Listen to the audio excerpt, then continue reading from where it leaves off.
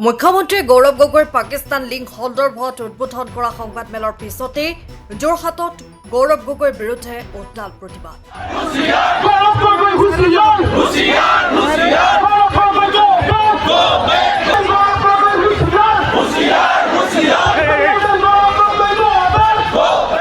বহু প্ৰতীক্ষাৰ অন্তত আজি মুখ্যমন্ত্ৰী ডক্টৰ হিমন্ত বিশ্ব শৰ্মাই গৌৰৱ গগৈৰ পাকিস্তান লিংক সন্দৰ্ভত এখনি সংবাদমেল সম্বোধন কৰে।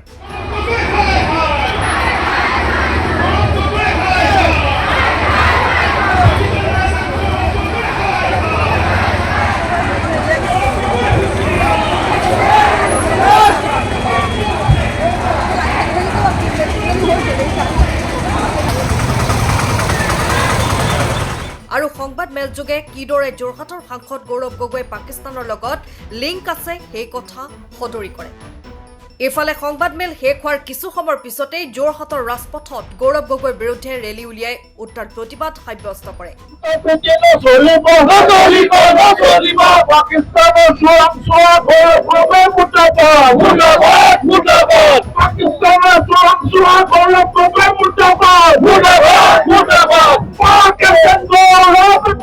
যোৰহাটৰ ক্ৰীড়া সন্থাৰ খেলপথাৰৰ পৰা হাজাৰ হাজাৰ বিজেপি কৰ্মীয়ে হাতে হাতে প্লে কাৰ্ড লৈ এই ৰেলী বাহিৰ কৰে।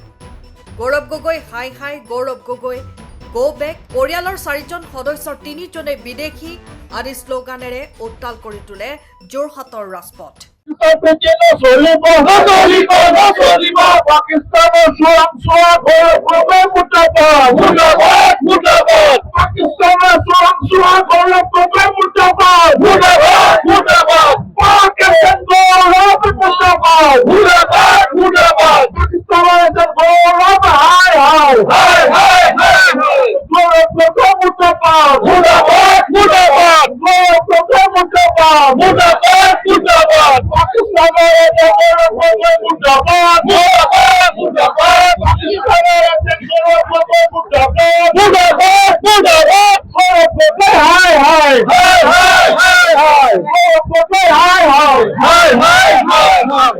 কাৰ্যকৰ্তা বা নেতৃবৃন্দ বুলি নহয়, আজি সমগ্ৰ যোৰহাটবাসী ৰাইজ আপোনালোকে দেখিছে কেনেদৰে ৰাজপথলৈ ওলাই আহিছে।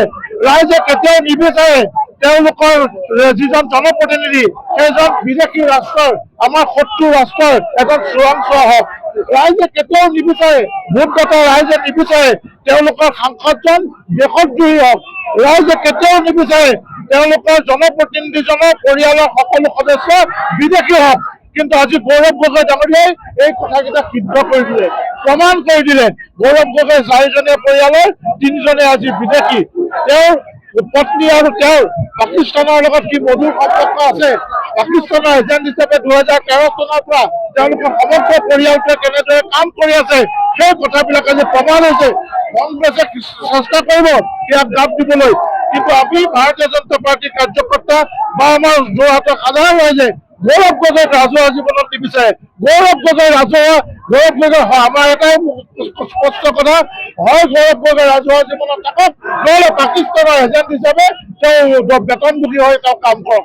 10 দিন সময় গৌৰৱ গগৈয়ে পাকিস্তানত সময় কটাইছে, কিন্তু 10 দিন কটাইছে। তেওঁৰ ভৈনীয়েকে বহুবাৰ নোকোৱাকে ধনৰ লেনদেন হৈছে। তেওঁৰ বিদেশত একাউণ্ট আছে। তেওঁ যিখন নিৰ্বাচন তেওঁ শপতনামা দিব লাগে, এফিডেভিট দিব লাগে, তাত তেওঁৰ পত্নীৰ তেওঁৰ অৰ্ধাংগিনী যে পাকিস্তানৰ একাউণ্ট আছে সেই কথা তেওঁ ব্যক্ত কৰা নাই। এই সকলোবিলাক আচলতে গুৰুতৰ ধৰণৰ অপৰাধ। এতিয়া মুখ্যমন্ত্ৰী ডাঙৰীয়া অসম চৰকাৰে যে সঠিকভাৱে এই কথাবিলাক কেন্দ্ৰীয় চৰকাৰলৈ এজেঞ্চীলৈ পঠিয়াইছে, আমি আশা কৰো ইয়াৰ ওপৰত আইনী ব্যৱস্থা গ্ৰহণ হ'ব। গৌৰৱ গগৈ কোনো প্ৰশ্নৰ উত্তৰে নাথাকে, কাৰণ তেওঁ প্ৰমাণ হৈ গ'ল আজি যে তেওঁ লিংক আছে পাকিস্তানৰ লগত। কাৰণ তেওঁ প্ৰথমতে কওক তেওঁ কিয় তেওঁ 2টা সন্তান আৰু তেওঁৰ পত্নীয়ে তেওঁ বিদেশী হৈ আছে। বিদেশী নাগৰিক বিয়া কৰাটো কোনো ধৰণৰ অবৈধ কথা নহয়, এইটো এটা সাধাৰণ কথা। কিন্তু নাগৰিকত্ব ল'ব লাগিব। তাতে তেওঁ ৰাজহুৱা জীৱনত থকা ব্যক্তি, তেওঁ প্ৰাক্তন মুখ্যমন্ত্ৰীৰ তেওঁ পুত্ৰ। তেওঁ অসমৰ ভাবি মুখ্যমন্ত্ৰী হিচাপে নিজকে প্ৰজেক্ট কৰিছে তেওঁৰ দলে। তাৰপিছত গৌৰৱ গগৈৰ কাৰণে এনেকুৱা কথাবিলাক অশুভনীয়। তেওঁৰ ওচৰত যদি উত্তৰ নাই, তেওঁ চালে যদি নোকোমাই, তেওঁৰ হাতত কোনো সদুত্তৰে থাকিব নোৱাৰে। অসমবাসীৰ লগতে দল সংগঠন সকলোৱে তেওঁক এটা কথা দাবী কৰিছে যে 24 ঘণ্টা সময় দিছে, 24 ঘণ্টা সময়ৰ পিছত তেওঁৰ স্থিতি স্পষ্ট কৰিবলৈ কৈছে আৰু অসমবাসী হৈ লাজ পাইছে। এই ক্ষেত্ৰত কি ক'ব আপুনি? সকলোৱে লাজ পাইছে কাৰণে আজি হাজাৰ হাজাৰ মানুহ এনেকে ৰাজপথলৈ আজি ওলাই আহিছে। আপোনালোকে দেখিছে 10 সহস্ৰাধিক লোক আজি আমাৰ ইয়াত যোৰহাটত সমবেত হৈছে। হয়, আমি ভাৰতীয় জনতা পাৰ্টীয়ে আমি আহ্বান দিছিলো, কিন্তু আমি ভবা নাছিলো ইমান মানুহ আজি গৌৰৱ গগৈৰ বিৰুদ্ধে এনেদৰে প্ৰতিবাদ কৰিবলৈ 24 ঘণ্টাৰ ভিতৰত ৰাইজ এনেকে ওলাই আহিছে। আমি আচৰিত হৈছো আৰু ৰাইজক আমি ধন্যবাদ জনাইছো যে ৰাইজে সচেতনভাৱে এই যিটো সচেতনতা প্ৰকাশ কৰিছে।